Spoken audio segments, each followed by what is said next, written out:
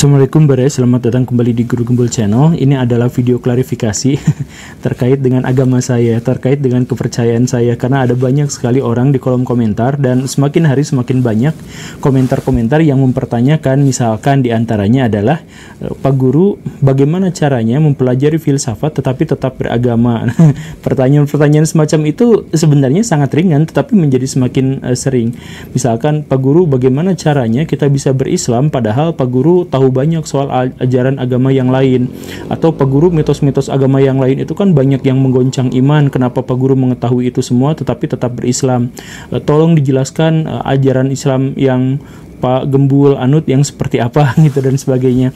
Atau ada kolom komentar misalkan yang mengajukan, Pak Gembul, banyak sekali video-video di channel ini yang merusak iman atau yang menggoncang iman, bagaimana caranya kita bertahan dengan iman yang tergoncang-goncang seperti itu?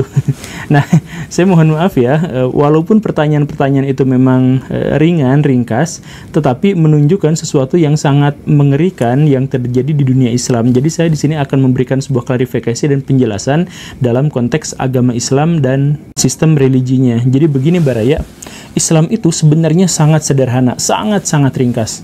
Bahkan diklaim oleh Nabi Muhammad adalah ajaran agama yang sangat-sangat sederhana, jelas, tegas, dan pasti. Nah, tetapi seiring dengan berjalannya waktu, ajaran agama Islam itu ditambah-tambahkan sedikit demi sedikit oleh para pengikutnya, sehingga sebagian besar agama Islam yang kita pahami sekarang adalah agama Islam yang berbentuk budaya, tambahan dari generasi sesudahnya. Misalkan begini, orang-orang Islam zaman sekarang itu bisa sampai memurtadkan atau menganggap orang lain kafir hanya gara-gara pertanyaan apakah Allah itu duduk di atas arash ataukah Allah itu ada di seluruh dunia. Nah, sebenarnya pertanyaan ini adalah pertanyaan yang sudah ada sejak generasi awal Islam tetapi tidak pernah menjadi polemik, karena pertanyaan ini akan diserahkan kepada masing-masing individu, disesuaikan dengan kemampuan intelektualnya, disesuaikan dengan daya nalarnya. Silahkan orang-orang itu mengikuti apa yang dia pikirkan tentang akidah itu. Maka tidak ada permusuhan, tidak ada perpecahan dalam Islam generasi awal. Nah, tetapi zaman sekarang karena Islam sudah menjadi ditambah-tambahkan itu, ada kodifikasi-kodifikasi atau ada legalisasi terhadap sesuatu yang itu dibuat oleh orang-orang Islam generasi sesudahnya, maka Islam menjadi lebih tebal dan akhirnya menjadi lebih rumit, lebih ngejelimet, lebih ribet dan semacamnya. Atau misalkan orang-orang Islam zaman sekarang itu banyak bunuh-bunuhan, tembak-tembakan, maki-maki luar biasa terkait dengan Sunni Syiah. Padahal di Islam generasi awal itu tidak pernah ada. Tidak ada yang namanya Sunni, tidak ada yang namanya Syiah. Toh kalaupun misalkan sudah ada, misalkan sejak Nabi wafat ada istilah itu tidak membuat akidah umat Islam itu terpecah belah. Sekarang terpecah belah karena apa? Karena setiap kubu itu menciptakan agamanya sendiri. Saya pernah menemukan sebuah kasus yang benar-benar bikin saya jengkel. Yaitu ada seorang mantan muslim yang mengaku murtad karena mendapat pencerahan bahwa sesungguhnya yang dibunuh atau yang hampir disembelih oleh Ibrahim itu adalah Ishak, bukan Ismail. Dia mengatakan, saya akhirnya lepas dari kebohongan Al-Quran dan seterusnya dan seterusnya. Gimana ceritanya Al-Quran bisa dikatakan berbohong di situ, padahal di dalam Al-Quran tidak pernah disebutkan yang akan disembelih itu Ishak atau Ismail. Dan uniknya para sahabat memang berbeda pendapat terkait dengan siapa yang mau disembelih itu. Ada sahabat yang mengatakan bahwa yang mau disembelih itu memang Ismail, ada yang mengatakan itu adalah Ishak. Dan kebanyakan para sahabat tidak peduli dengan itu karena yang paling penting itu bukan siapanya, tetapi esensi dari pengorbanan, dari kisah pengorbanan yang dimaksud itu, bahwa manusia harus memprioritaskan nilai-nilai ketuhanan dibandingkan nilai-nilai yang mereka anut, walaupun mereka anggap itu benar. Bahkan ketika misalkan kita mau bersedekah pun, berzakat sekalipun, berderma kepada orang lain, harus ada fikihnya yang imam mazhab, fikih menurut ini, fikih sedekah menurut imam ini, fikih sedekah menurut imam itu, dan sebagainya. Jadi seakan-akan Islam itu menjadi ribet dan sebagainya. Saya nyatakan sekali lagi bahwa Baraya itu semua adalah tambahan, itu semua dalam tanda kutip bid'ah. Islam generasi awal dan paling mendasarnya itu sangat ringkas dan sangat sederhana. Nah, jadi kesimpulan saya adalah orang-orang Islam generasi sekarang itu banyak sekali mengikuti tambahan-tambahan itu daripada esensi Islam yang sesungguhnya. Misalkan begini, di dalam Islam tidak pernah, saya garis bawahi ya, tidak pernah ada perintah atau larangan tentang mengucapkan selamat Natal atau misalkan selamat Waisak kepada orang-orang non-muslim. Tidak ada sama sekali. Tidak ada anjurannya, tidak ada larangannya. Selesai sampai di situ. Nah, lalu umat-umat muslim sekarang banyak yang menginterpretasikan itu, kemudian menganggap bahwa itu adalah bagian dari agama.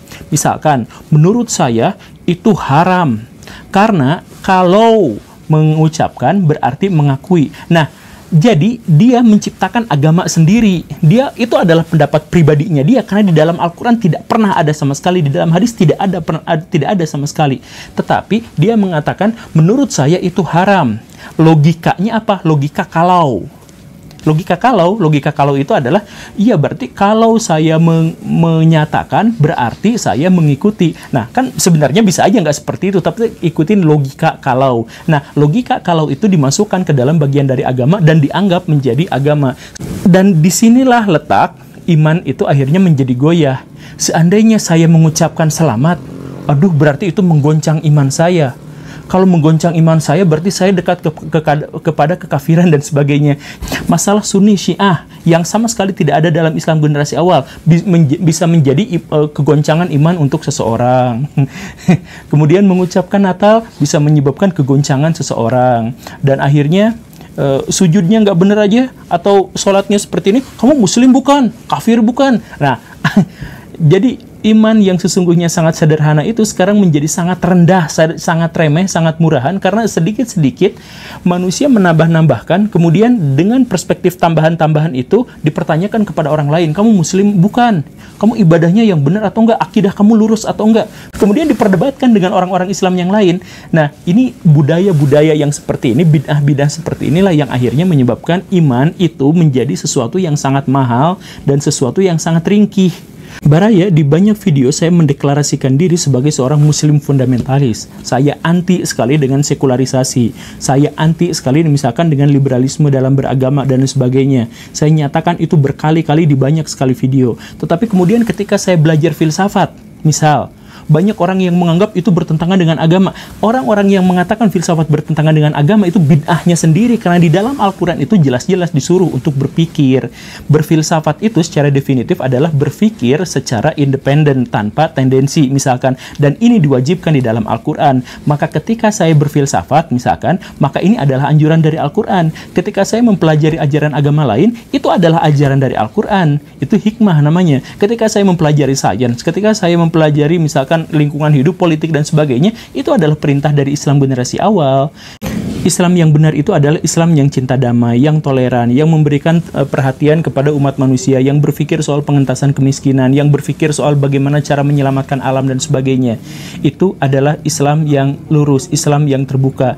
Tetapi umat Islam zaman sekarang itu dikecilkan makna imannya, dikuruskan sampai sedemikian koplak. Koplak itu apa ya maksudnya? Misalkan begini, jangan deket-deket sama orang-orang Kristen, nanti kamu dimurtadkan. Jangan banyak nonton film India, itu di situ ada Hinduisasi di situ. Hati-hati, hati-hati ya ikutan kajian seperti itu, nanti kamu sesat.